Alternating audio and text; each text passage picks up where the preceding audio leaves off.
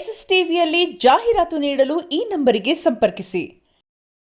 Big boss ಮನೆಯಲ್ಲಿ ಬಂದಿದೀವಿ, ಅದೇ ಕೆಲಸ ಮಾಡಿ ಮಾಡಿ ಬಂದಿದೀವಿ. ಒಂದು ಯೂಟ್ಯೂಬ್ ಬಗ್ಗೆ ಅಶ್ವಿನಿ ಮ್ಯಾಮ್ ಹೇಳುವಾಗ ನೀವೇ ಹೇಳಿದ್ರು ಯಾರ್ದು ಆಕ್ಚುಲಿ ದೊಡ್ಡ ಚಿಕ್ಕ ಅಲ್ಲ ಅಂತ.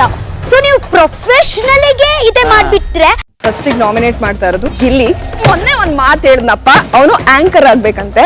ಬಿಗ್ ಬಾಸ್ ಇವರಿಗೆಲ್ಲ ಕವಿರುಚಿ ಆಂಕರಿಂಗ್ ಬೇಡವಂತೆ. ಕವಿರುಚಿ ತುಂಬಾ ಚಿಕ್ಕ ಪ್ರೋಗ್ರಾಮ್ ಅಂತೆ. ಇವನಿಗೆ ಸೀದಾ ಅನುಬಂಧ ಆಂಕರಿಂಗ್ ಕೊಡ್ಬೇಕಂತ. ನಾನು ಹೇಗೆ ನಿಮ್ಗೆ ನಂಬಲಿ? ಬಿಗ್ ಬಾಸ್ ಇಂದು ರಾತ್ರಿ 9:30ಕ್ಕೆ ಫಸ್ಟ್ ನಾಮಿನೇಟ್ ಮಾಡ್ತಾ ಇರೋದು ಗಿಲ್ಲಿ. ಮೊನ್ನೆ ಒಂದ್ ಮಾತು ಹೇಳಿದ್ನಪ್ಪ, ಅವನು ಆಂಕರ್ ಆಗ್ಬೇಕಂತೆ.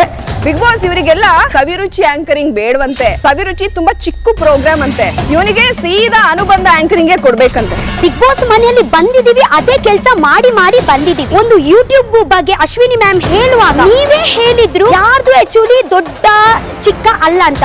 ಸೊ ನೀವು ಪ್ರೊಫೆಷನಲ್ಗೆ ಇದೇ ಮಾಡ್ಬಿಟ್ರೆ ನಾನು ಹೇಗೆ ನಿಮ್ಗೆ ನಂಬಲಿ? ಬಿಗ್ ಬಾಸ್ ಇಂದು ರಾತ್ರಿ 9:30ಕ್ಕೆ ಬಿಗ್ ಬಾಸ್ ಮನೆಯಲ್ಲಿ ಬಂದಿದೀವಿ, ಅದೇ ಕೆಲಸ ಮಾಡಿ ಮಾಡಿ ಬಂದಿದೀವಿ. ಒಂದು ಯೂಟ್ಯೂಬ್ ಬಗ್ಗೆ ಅಶ್ವಿನಿ ಮ್ಯಾಮ್ ಹೇಳುವಾಗ ನೀವೇ ಹೇಳಿದ್ರು ಯಾರ್ದು ಆಕ್ಚುಲಿ ದೊಡ್ಡ ಚಿಕ್ಕ ಅಲ್ಲ ಅಂತ. ಸೊ ನೀವು ಪ್ರೊಫೆಷನಲ್ಗೆ ಇದೇ ಮಾಡ್ಬಿಟ್ರೆ ಫಸ್ಟ್ ನಾಮಿನೇಟ್ ಮಾಡ್ತಾ ಇರೋದು ಗಿಲ್ಲಿ. ಮೊನ್ನೆ ಒಂದ್ ಮಾತು ಹೇಳಿದ್ನಪ್ಪ, ಅವನು ಆಂಕರ್ ಆಗ್ಬೇಕಂತೆ.